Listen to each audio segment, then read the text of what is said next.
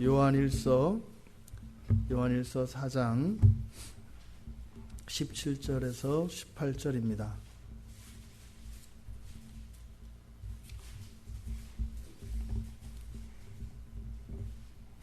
우리 같이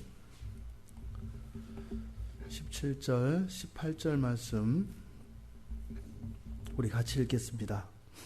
이로써 사랑이 우리에게 온전히 이루어진 것은 우리로 심판날의 담대함을 가지게 하려 함이니 주께서 그러하심과 같이 우리도 이 세상에서 그러하니라.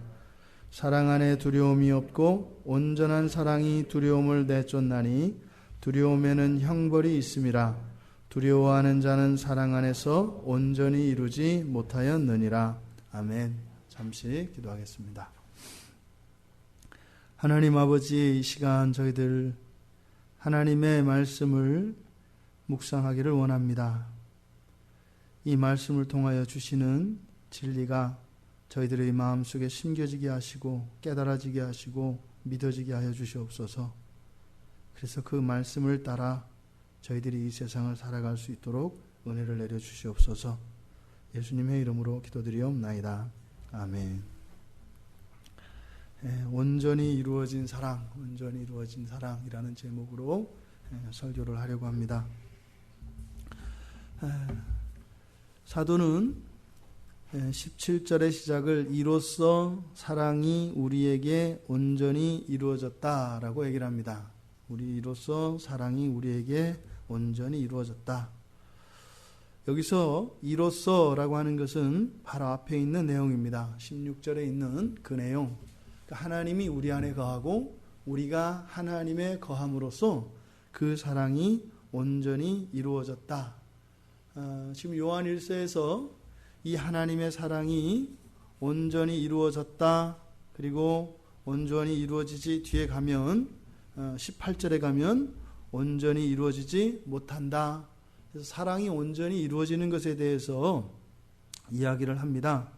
그런데 이 17절에서 먼저 이 사랑이 우리에게 온전히 이루어진 것은 하나님이 우리 안에 거하시고 우리가 하나님 안에 거하기 때문이다 라고 하는 명제를 먼저 우리에게 제시합니다.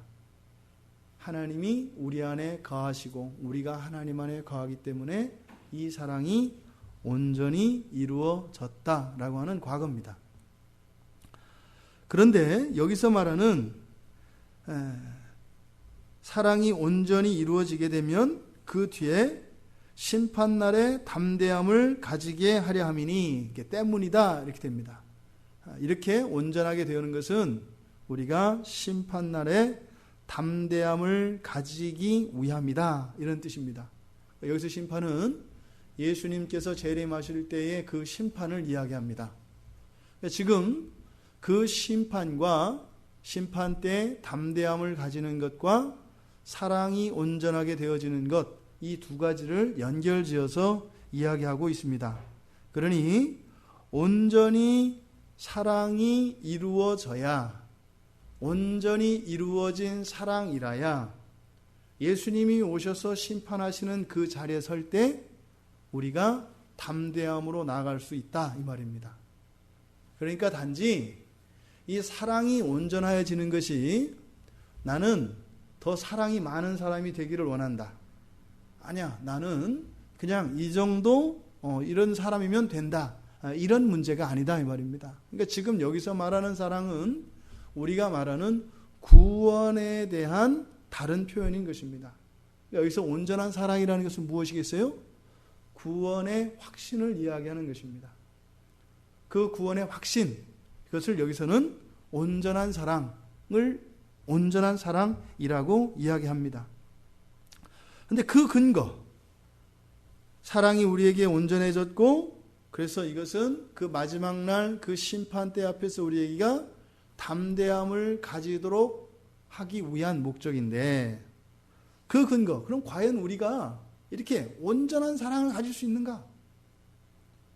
이렇게 흔들림이 없는 주님 앞에 섰을 때 그 주님의 심판대 앞에서 우리가 담대함을 가지고 조금도 두려움 없이 그 심판대 앞에 설 수 있을 것인가? 그 근거가 무엇인가? 그런 사례가 있는가? 그것에 대해서 뒤에서 이야기하는 것입니다. 주께서 그러하심 같이 우리도 이 세상에서 그러하니라. 여기서 그러하다는 게 뭘까요? 주께서 그러하심과 같이 우리도 이 세상에서 그렇다. 그렇다는 게 무엇이겠어요? 바로 앞에 있는 담대함을 이야기하는 거죠. 주께서 담대함을 가지신 것 같이 우리도 그 담대함을 가진다. 그러니까 이 담대함이 어느 누구에게서도 이루어지지 않은 초유의 사건이고 미래적인 사건이어서 우리가 단지 이렇게 믿음만으로 그것을 가지기에는 불안한 것이 아니라 이미 그 담대함을 가진 사람이 있다라는 거예요. 그게 누구예요? 바로 예수 그리스도입니다. 왜 예수님이 담대함을 가지고 있다고 할까요? 여러분들 다 알고 계시잖아요. 지금 예수님은 어디 계시죠? 어디 계시죠? 왜 이러십니까? 예수님 어디 계세요, 예수님? 이럴 때 이제 뭐 내 안에 이러면 내가 임신했냐고 물어봐요. 예수님은 몸을 가졌기 때문에. 예수님 어디 계세요? 네, 하나님 보좌 우편에. 그러니까 하나님과 함께 계시다는 거죠. 그러면 예수님이 지금 하나님과 함께 계신 거죠. 하나님 앞에 한정 흠이 있으면 같이 있을 수 있어요, 없어요? 없죠. 예수님이 하나님과 함께 있으면서 불안해하실까요? 아니요. 조금도, 한치도 분리된 점이 없습니다. 지금 우리가 신앙 고백을 하고 믿잖아요. 예수님이 하나님 보좌 우편에 계시다고, 하나님과 함께 계시다고. 여기서 그러하심과 같이 이것은 예수 그리스도께서 천상에서 그렇게 담대함을 가지신 것 같이 이것이 우리에겐 뭐예요? 예수님이 하나님과 함께 계시지 않느냐? 이것은 뭐예요? 이게 담대함이다 이 말입니다. 예수님이 그러하기 때문에 너희들이 지금 이 세상에 있지만 너희들도 그 담대함을 가지고 있다라고 사도 요한은 지금 여기에서 우리에게 설명해 주는 것입니다. 그러니까 여기서 담대함이라고 하는 것은 솔직함입니다. 이 담대하다라고 하는 말이 그런 뜻이에요. 할 말 다 한다. 할 말 다 한다 이런 뜻이에요. 그러니까 속에 있는 것을 이야기하는데 조금도 주저함이 없고 방해받지 않는 것. 이것이 여기서 말하는 담대함이라고 하는 헬라어 단어가 가지고 있는 의미예요. 보세요. 여러분들이 누군가에게 모든 이야기를 다 할 수 있다면 그 사람 마음속엔 뭐가 있다는 거예요? 담대함이 있다라는 거예요. 뒤에 가면 이것을 두려움과 연결지어요. 18절에 가면 사랑 안에 두려움이 없다 이렇게 얘기하죠. 두려움은 뭘까요? 내 안에 있는 것을 드러내기에 주저하는 것입니다. 그리고 의도적으로 감추는 것입니다. 그리고 그렇게 할 수 없는 어떤 방해가 있는 상태입니다. 이것이 두려움이에요. 그러니까 지금 여기서 담대함과 이 두려움, 이것이 정반대되는 개념입니다. 그래서 18절에서 사랑 안에 두려움이 없다. 조심할 것은 여기서 우리가 17절에서도 사랑이, 그리고 18절에서도 사랑 안에 사랑에 대한 이야기가 나오는데 여기서 말하는 사랑은 우리가 일반적으로 이야기하는 그 아가페의 개념적 그 사랑에 대한 이야기가 아닙니다.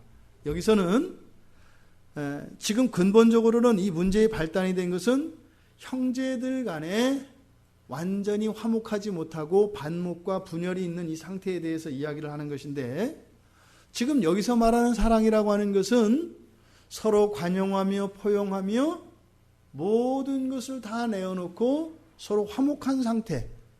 그래서 이 관계에 막힘이 없는 상태를 지금 사랑이라고 여기서 이야기하는 겁니다. 그러니까 사랑 안에 두려움이 없고 할 때 이 두려움도 마찬가지로 다 관계에 염두를 두고 하는 말이다 이 말이에요.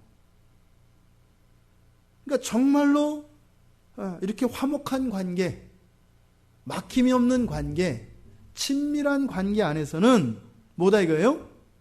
감출 것도 없고 감춰야 되는 상황도 없고 조금도 주저함이 없는 방해를 받지 않는 그런 것이다 이 말입니다. 같이 공존할 수 없다라는 거예요. 그래서 사랑 안에는 두려움이 없다. 그러니까 사랑과 두려움은 공존할 수 있다 없다? 없다. 이런 얘기하죠. 여러분 안에 성령이 거하시죠?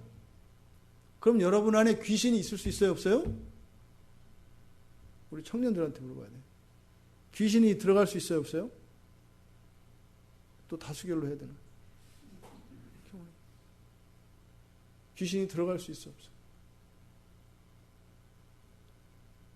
두려움이 없으면 할 얘기 하는 거라 그랬어요. 귀신이 들어갈 수 있을까 없을까? 사람 몸 안에. 들어갈 수 있다. 성경에 나와 있으니까. 그러면 신자에게 귀신이 들어갈 수 있을까 없을까? 보통 이렇게 되면 이제 그 정답을 찾기가 마련이에요. 들어갈 수 있다고 했는데 다시 물어본 것은 뭘까? 들어갈 수 없기 때문인 것 같은데 뭐 이렇게 계산이 들어간단 말이죠. 그럼 볼게요. 성령님과 귀신은, 성령님은 귀신이 오는 거에 대해서 두려워할까요? 안 두려워할까요? 안 두려워요. 그러니까 성령님은 신경도 안 써요. 들어오든 말든.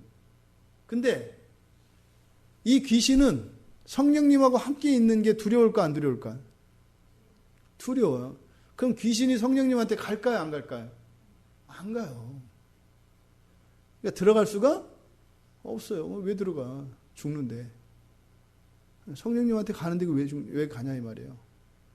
그런 것처럼 여기서 이야기하는 이 사랑과 두려움이라는 것도 공존할 수가 없는 거다 이거예요. 그런데 사실은 우리 안에 이런 두려움과 사랑이 공존해요 안 해요? 해요. 우리 안에는. 그걸 뭐라고 해요? 죄죠, 죄. 우리가 예수 그리스도로 말미암아 죄책으로부터는 완전히 해방되었고 자유로워졌습니다. 우리 죄로 인해서 받아야 될 벌은 우리가 십자가에 못 박혔다고 했잖아요. 예수님이 과거적으로 못 박히셨지만 그 죽음은 누구의 죽음이라고요? 나의 죽음이다 이 말이에요.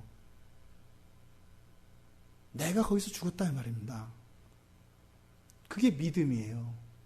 예수와 함께 내가 십자가에 못 박혔다. 이것이 믿음이에요.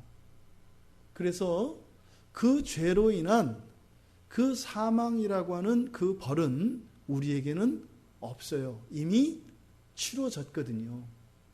그런데 하나님이 창조하셨을 당시에 인간의 온전한 상태는 완전히 훼손되어져서 우리 안에 이런 죄의 오염과 부패성으로 남아있다 이 말이에요. 그래서 여전히 우리는 이 안에서 뭐를 해요? 죄의 충동을 받고 이런 정욕을 따라가기도 하고 원하지 않지만 그런 일들을 하게도 된다 이 말이에요. 그러니까 우리 안에는 지금 여기서는 사랑 안에 두려움이 없다라고 했지만 실제로 우리 안에는 사랑과 두려움이 공존한다 이 말이에요. 이것이 우리의 실존이에요. 그러니까 사랑 안에는 두려움이 없어야 되는데 우리 인간은 뭐예요?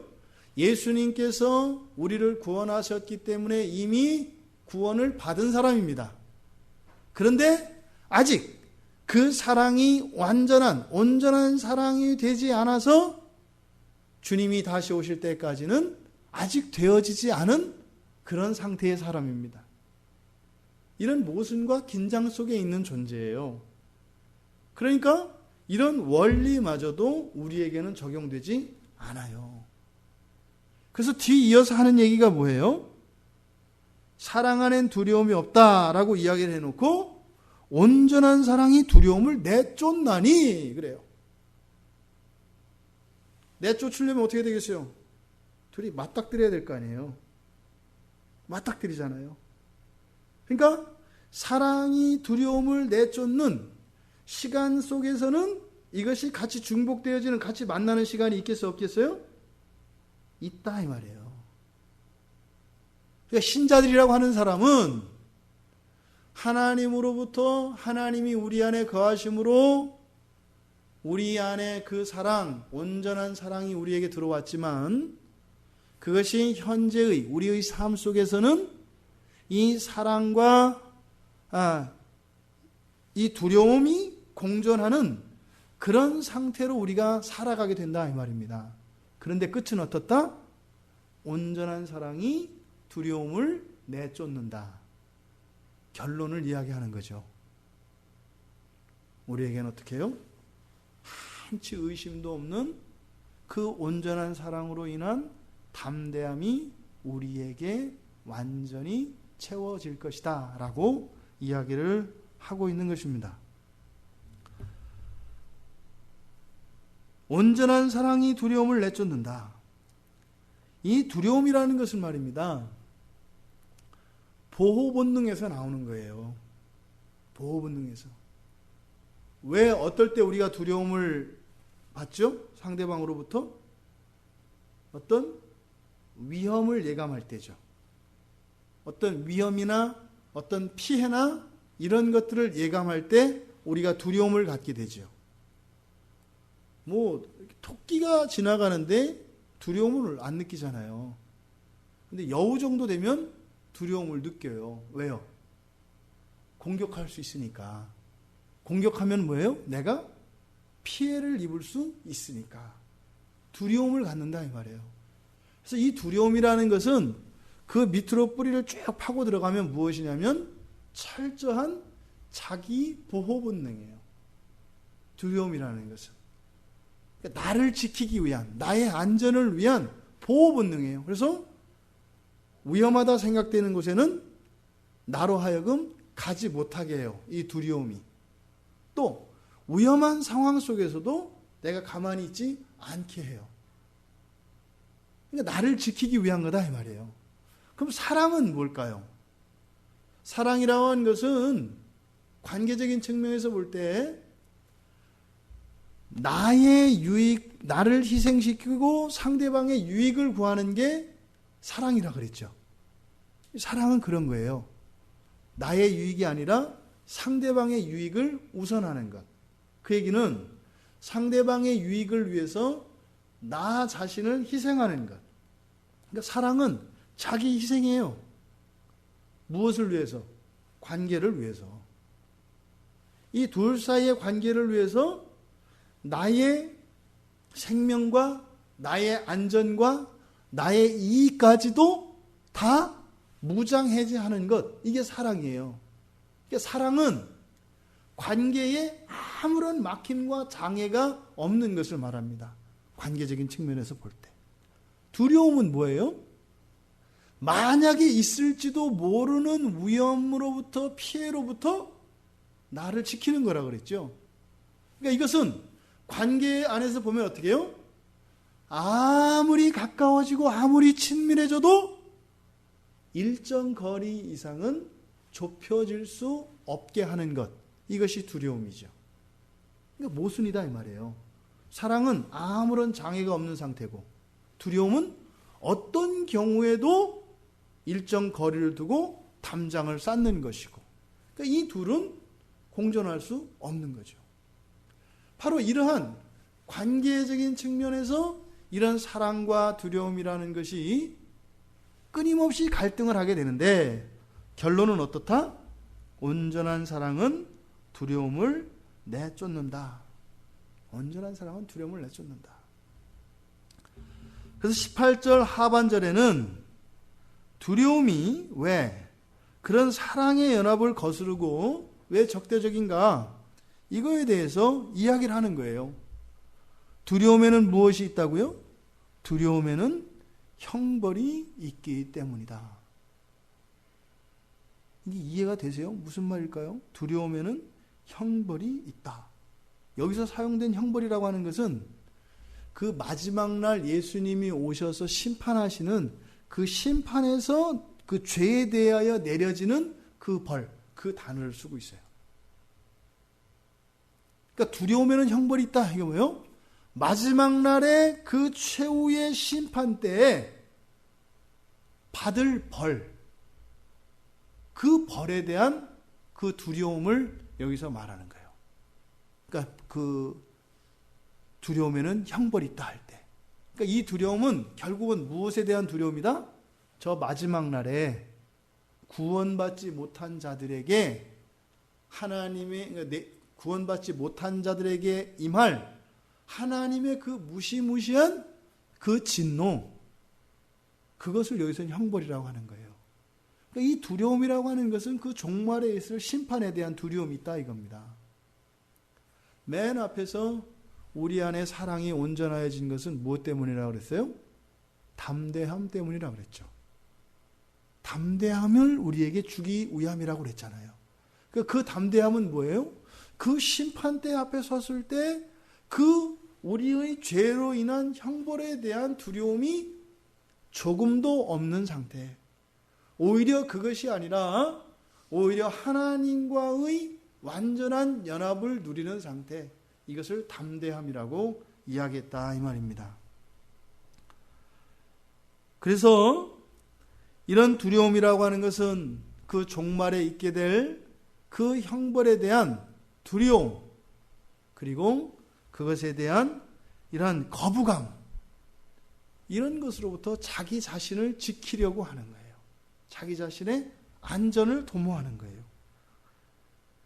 그래서 사람들하고 또 누군가와 어떠한 관계를 맺을 때 일정 거리를 둘 수밖에 없는 거예요. 그 두려움이 있기 때문에. 사람들과 깊이 사귀지 못하는 사람들은 과거에 거절의 경험이 있는 사람들은 관계를 맺기 어렵습니다. 어렸을 적에 누군가에게 큰 거절감을 경험해 본 사람들은 다른 사람들에게 가까이 가는 일을 주저하게 됩니다. 왜요? 그 거절감으로 인해서 자기가 느꼈던 그때 그 상처, 아픔, 그것이 여전히 기억으로 남아있기 때문에 다른 이들과는 일정 이상 먼저 하려고 하지도 않고 일정 이상은 관계를 진전시키지 않으려고 합니다. 그래서 우리의 마음속에 이러한 두려움, 이런 두려움이 있게 되면 모든 관계는 늘 일정 이상 정말 진정한 의미의 인격적인 관계로는 들어갈 수가 없게 됩니다. 그래서 우리 안에 두려움이 있다, 이렇게 두려움이 있다라고 하는 사실은 무엇이에요? 원리적으로 보면 아직 내 안에 사랑이 온전하지 않다라는 것에 대한 반증인 것이죠. 이건 부인할 수가 없는 거예요. 또 나의 사랑이 온전하지 않다, 그것은 반대로 뭐예요? 내 안에 두려움이 있다는 증거입니다. 17절에서 그렇다면 이로써 다시 말해 하나님이 우리 안에 하나님이 거하심으로써 사랑이 우리에게 온전해졌다, 이렇게 과거형으로 온전해졌다라고 하는 이 말과 이 말씀, 17절의 이 말씀과는 지금 여기에서 18절에서 이야기하는 이 말씀과는 정반대되는, 상반되어지는 그런 말씀이에요. 그러니까 우리가 현재적으로 가지고 있는 이 두려움은 이미 온전해진 사랑으로 인해서 다 내쫓아진 두려움인데 우리 안에 있을 필요가 있는 두려움이다, 있을 필요가 없는 두려움이다, 있을 필요가 없는 두려움이다 라는 거예요. 그럼 있을 필요가 없는데 왜 있어요? 우리가 그것을 붙잡고 있는 겁니다.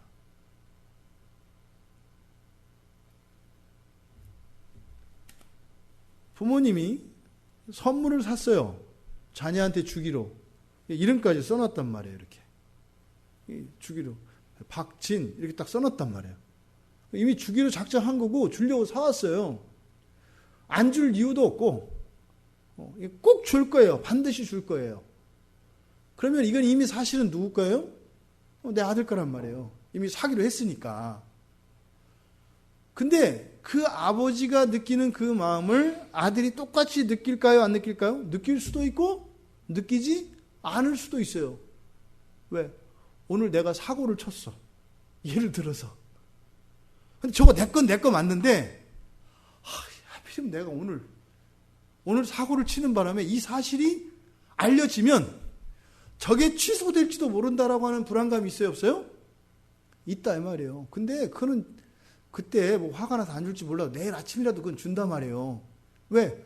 이미 그 아들 주려고 산 거기 때문에 그거 갖다 쓰지 않는다, 이 말이에요. 화난다고 이거 안 줘, 얄미워서 내가 써. 이런 건 없다, 이 말이에요. 이미 주기로 한 거기 때문에 사실은 이미 그렇게 주어진 거다, 이 말이에요. 그런데 이 아들 속에 있는 그런 두려움, 저것이 나한테 오기까 아직 내 손에 쥐어진 것이 아니니까 도장 찍기 전까지는 뭐 안심할 수 없는 거야. 이런 마음이 왜 들어요? 혼자 자기 안에 드는 마음이에요. 아버지의 마음 속에서는 그건 그거고 이건 이거죠. 그래서 이 잘못되어진 부분을 바로잡고 온전케 하려고 하는 야단도 칠 수 있겠죠. 그것 때문에. 근데 그것과 이것은 상관이 없어요. 왜요? 이것은 이미 이루어진 것이기 때문에. 그러니까 사랑은 우리 안에 이미 온전히 이루어졌는데 우리 안에 두려움이 상존하는 이유가 무엇인 거예요? 바로 그 마지막 날의 형벌에 대한 그 두려움이 있기 때문이라는 거예요. 믿음을 얘기하는 거죠. 이미 하나님이 온전하게 해놓으신 그 사랑이 두려움을 다 내쫓는 것인데 우리 안에는 두려움이 여전히 남아있는, 지금 사도 요한이 요한 공동체의 지체들을 향하여 가지고 있는 이 마음이 뭔지 아시겠죠? 안타까움이에요. 그 선물 얘기한 것처럼 뭐 그러는 거죠. 뭐 이렇게 야단 맞다 말고 엄마한테 그러는 거, 엄마 그 잘못 때문에 잘못한 것 때문에 아빠가 저거 다 사주려고 갔다가 도로 가져가는 거 아닐까? 이런 거 얘기하는 거죠. 그때 이제 엄마 마음이 어때요? 지금은 그거는 이미 네 거로 정해진 거고 지금 그 얘기할 때가 아니라 지금 너 잘못한 거에 대해서 그냥 잘못했다고 하고 이러면 되는 거지. 아니 그거 내가 뭐 잘못했다고 하긴 할 건데 어쨌든 저거 도로 가져가는 거 아니야? 내가 지금 이게 몇 년 동안 기다렸던 건데. 이런 상태를 지금 사도 요한이 요한 공동체 지체들을 향하여 이야기하고 있는 것입니다. 하나님은 이미 다 이루어 놓으셨어요. 그 증거가 뭐라고요?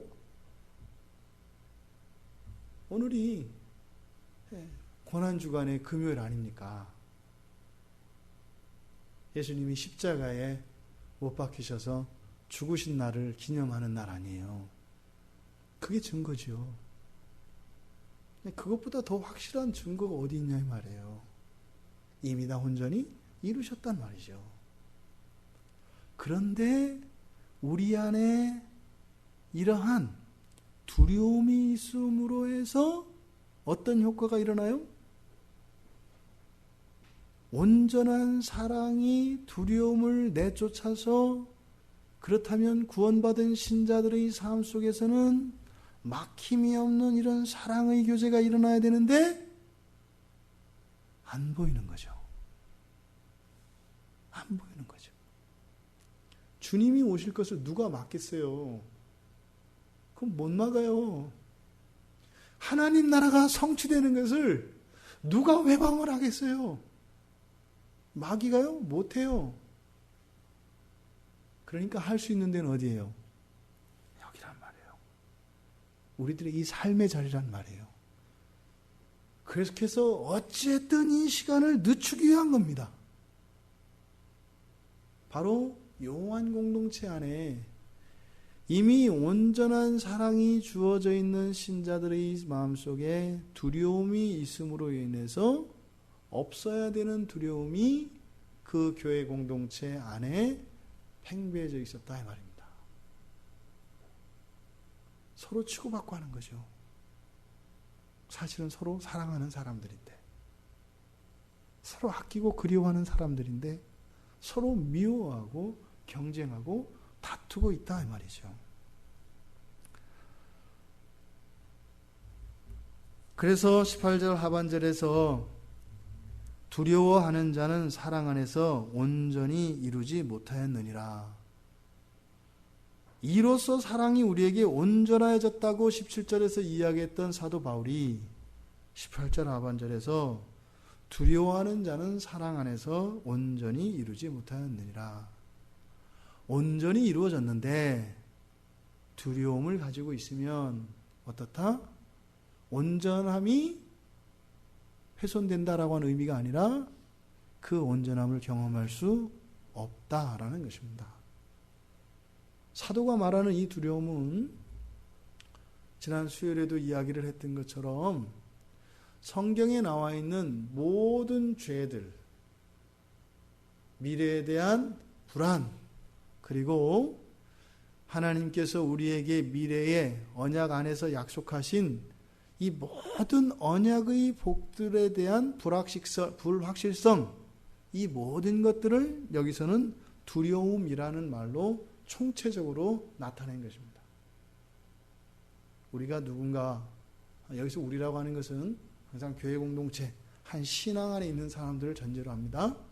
한 신앙 안에 있는 신자들 사이에서 이렇게 그 친밀감이 일정 정도의 거리감을 두고 마치 평행선과 같이 되어지는 이유는 무엇이다? 우리 안에 두려움이 있기 때문이다 라고 이야기를 하는 것이에요. 그거에 대해서 사도가 지금 마음 아파하고 있는 것입니다. 전혀 그럴 필요가 없는 그런 두려움으로 인해서 지금 교회 공동체 안에 분열되어져 있는 이 현상을 보고 안타까워하고 있는 것입니다. 여기서 온전한 사랑, 그 17절에서 이야기했던 것처럼 하나님이 우리 안에 거하고 우리가 하나님 안에 거함으로써 온전히 이루어진 그 온전한 사랑, 이것은 무엇인가? 그래서 사도는 계속해서 이 사랑이 우리 안에서 자라가야 할 것임을 이야기하는 것이에요. 왜요? 온전한 사랑이 두려움을 쫓아낸다고 했잖아요. 온전한 사랑이 우리 안에 주어졌는데 우리 안에 두려움이 있잖아요. 그러면 두려움이 있다는 것은 이 두려움을 쫓아내야 한다는 거지요. 그러면 현재 우리 안에 남아있는 내재되어 있는 이 두려움을 쫓아내기 위해서는 무엇밖에 없다? 답은 온전한 사랑밖에 없다. 그러니까 이 온전한 사랑은 하나님으로부터 주어지는 것이니까 하나님으로부터 우리에게 부어지는 이 사랑이 계속 자라가야 한다라는 것을 이야기하는 겁니다. 지금 여기서 우리가 이 사랑이 자라간다고 할 때 지금 구원이라는 것을 관계적인 측면에서 이 사랑이라는 것으로 또 두려움이라는 것으로 구원받은 것과 구원받지 못한 것을 이야기하고 있는데 우리가 구원에 대한 다양한 표현들과 다양한 측면들이, 다양한 비유들이 가능해요. 근데 지금 여기서 말하는 구원은 바로 관계적인 측면에서의 구원을 이야기하는 거죠. 그러니까 구원이 어떻게 된다?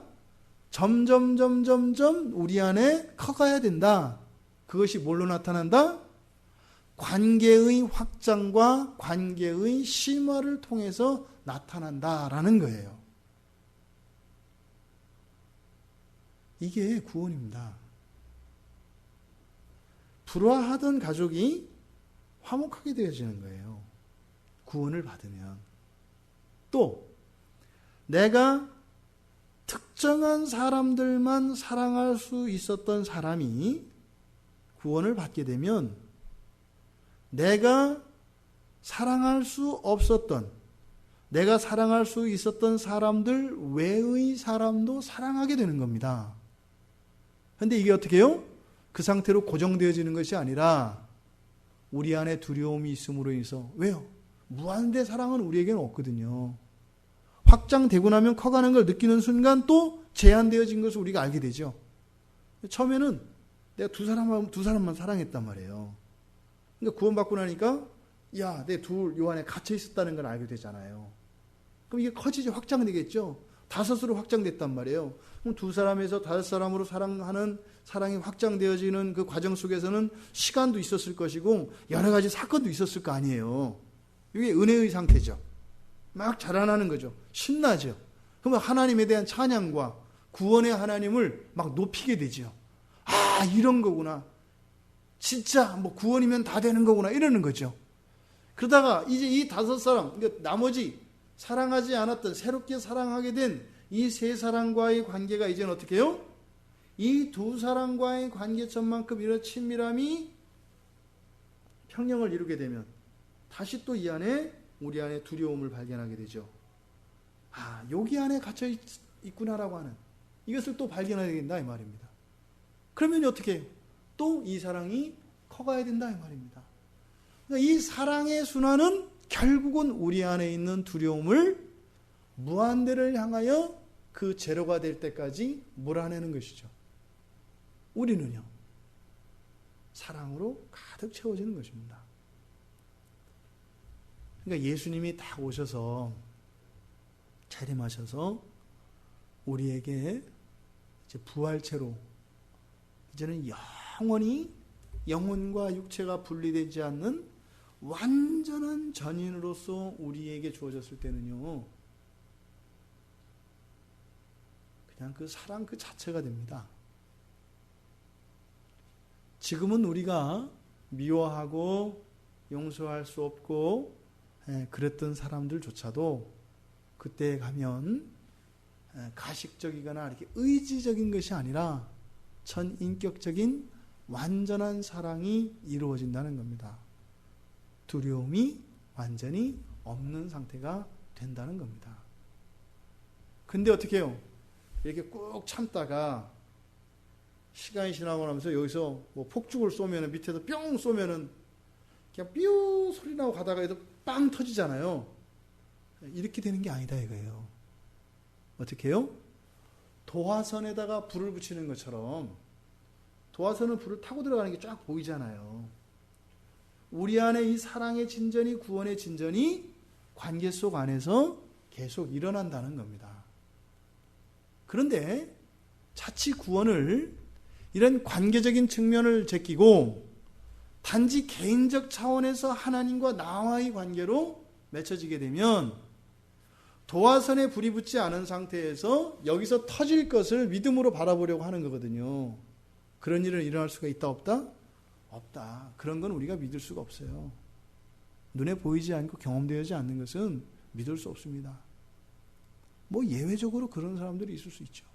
근데 그것은 예외적인 경우입니다. 대부분의 경우는 타들어가는 그 불꽃을 보고 그 마지막 도화선 끝자락에 있는 화약이 터질 것이다라고 하는 믿음을 갖게 되지, 도화선에 불이 붙지 않았는데 그것이 화약이 터질 것이다라고 하는 믿음은 일반적인 사람들에게는 주어지지 않는 그런 특별한 믿음입니다.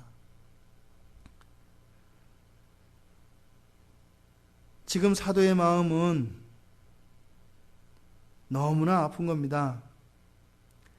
하나님께서 독생자 예수 그리스도를 이 땅에 보내주셔서 당신의 그 완전한 사랑을 우리에게 주셨는데 그 목적은 우리에게 그 마지막 날에 담대함을 가지도록 하시기 위한 것이었는데, 주님 앞에서도 담대함을 가질 수 있다면 이 세상을 살아가는 동안 담대함을 가지는 것은 일도 아닐 것 같은데, 이 세상에서조차 그 담대함을 가지고 있지 못하고 오히려 두려움을 가지고 살아가는 이 요한 공동체 지체들을 향하여 매우 가슴 아파하며 안타까워하며 이 편지를 쓰고 있는 것입니다. 그래서 이 사랑과 두려움을 가지고 우리들의 상태를 4가지로 나눌 수가 있겠죠. 사랑과 두려움이라고 하는 것은 상반되어지는 것이니까 이런 사람이 있을 수 있습니다. 이거는 뭐 신자 불신자를 망라해서 하는 거죠. 사랑도 없고 두려움도 없어요. 그런 사람이 있겠죠. 이런 사람들 누굴까요? 사랑도 없고 두려움도 없어. 누굴까요? 뭐 그런 사람이 다 있어 이러지 마시고, 그런 사람들이 보통 우리가 유물론자들이거나 이런 사람들이에요.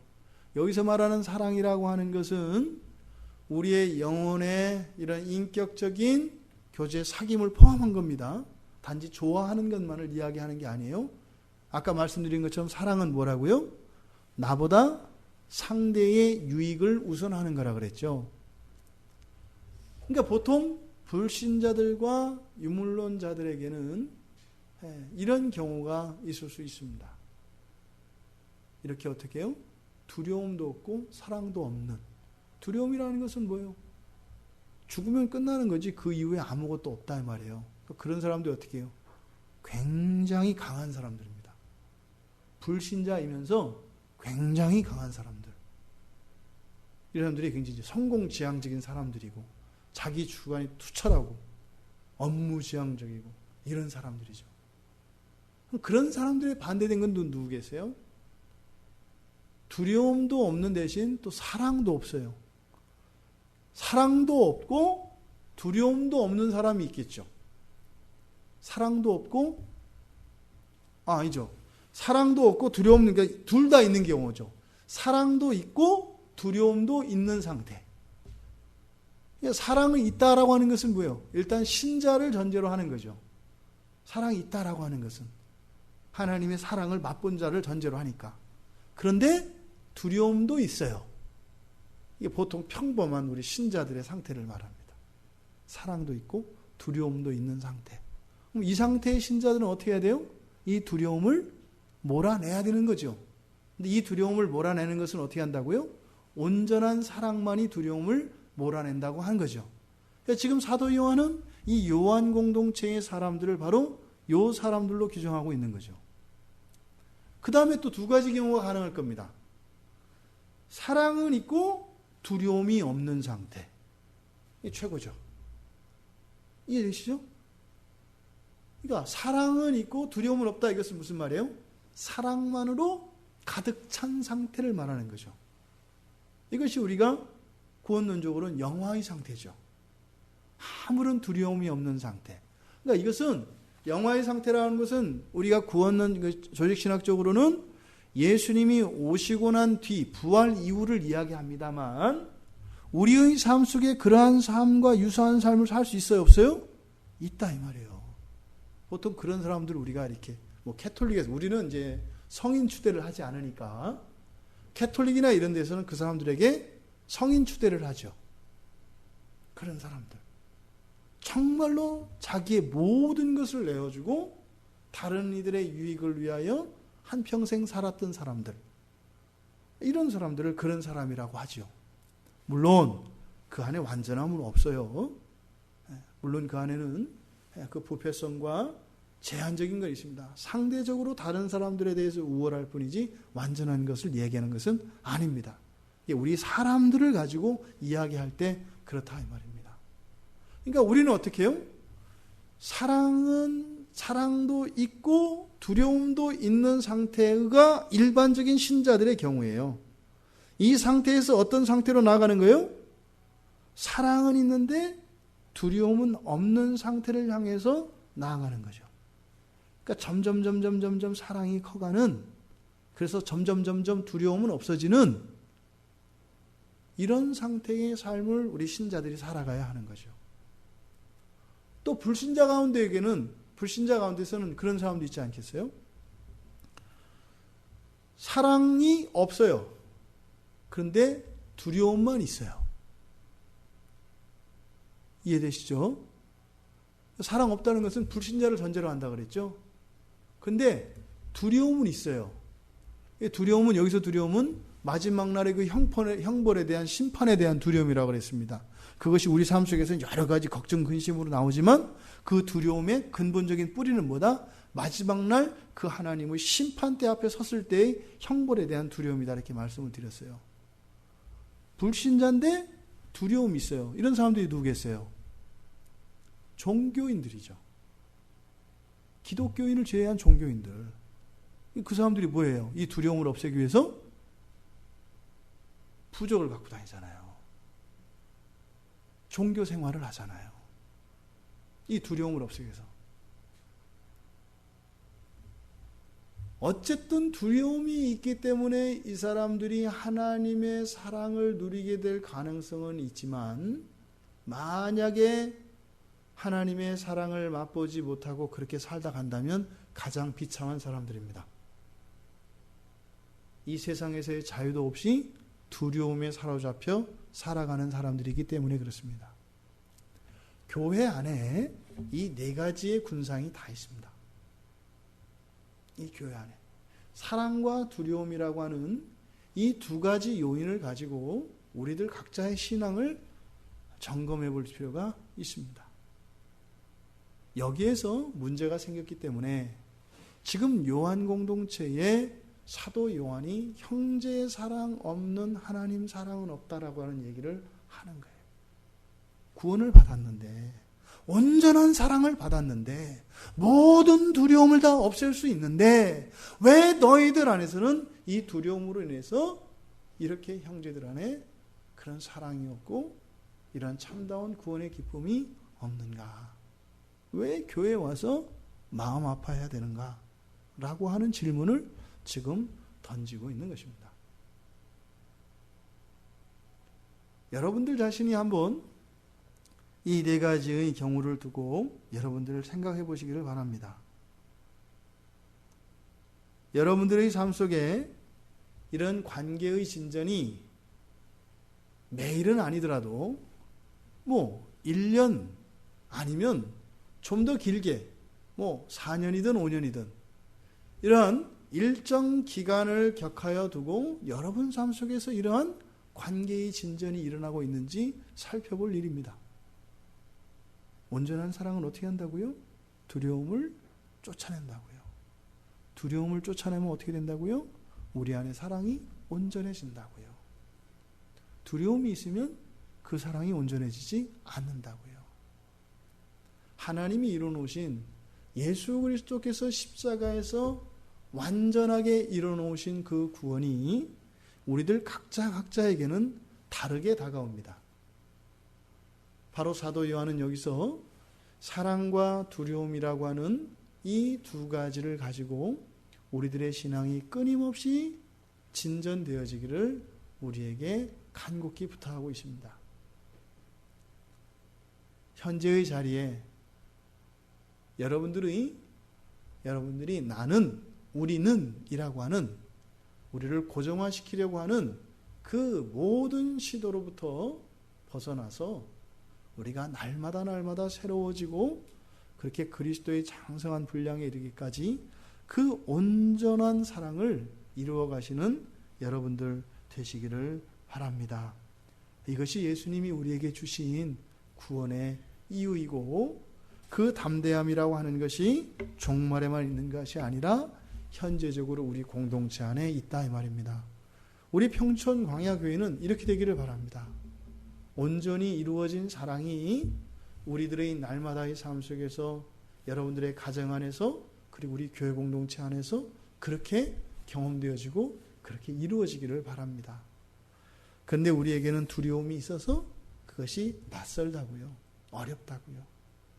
그래서 우리는 의지적으로 또 우리가 하나님의 은혜를 구하며 하나님의 더 큰 사랑을 간구해야 할 것입니다. 왜요? 그 사랑밖에 없거든요. 우리가 살아가는 일상 속에서 또 이 현실을 준비하는 우리의 일상 속에서 놓지 말아야 할 것입니다. 우리 안에 그 사랑이 온전히 이루어져서 여러분의 삶 속에 정말 그 천국에 있는 우리 신앙의 모든 선배들, 그 모든 이들과 함께 영적으로 그렇게 사랑의 교제를 나눌 수 있는 여러분들 모두 되시길 바랍니다. 우리 이렇게 해서 사랑하는 폭이 더 커갈 수 있었으면 좋겠습니다. 그래야 예를 들어서 우리 교회 공동체 안에 새로운 가족이 온다 할지라도 이것이 사랑 안에서 이것이 동화될 수 있는 겁니다. 우리의 사랑은 자라지 않는 상태에서 사람들이 늘어나면 어떻게 되겠어요? 무리들이 생기게 됩니다. 무리들이 생기게 됩니다. 혼란스러워집니다. 위험해집니다. 부디 우리의 사랑이 끊임없이 확장되어져서 그렇게 새 가족들이 와서 우리가 함께 이곳에서 예배드리고 함께 신앙생활을 할지라도 그 온전한 사랑을 서로 이루어가며 확인하며 지낼 수 있는 그래서 요한 사도가 안타까워했던 그런 요한 공동체와는 구별되어지는 우리 평촌광야교회 공동체가 되기를 주님의 이름으로 축원드립니다.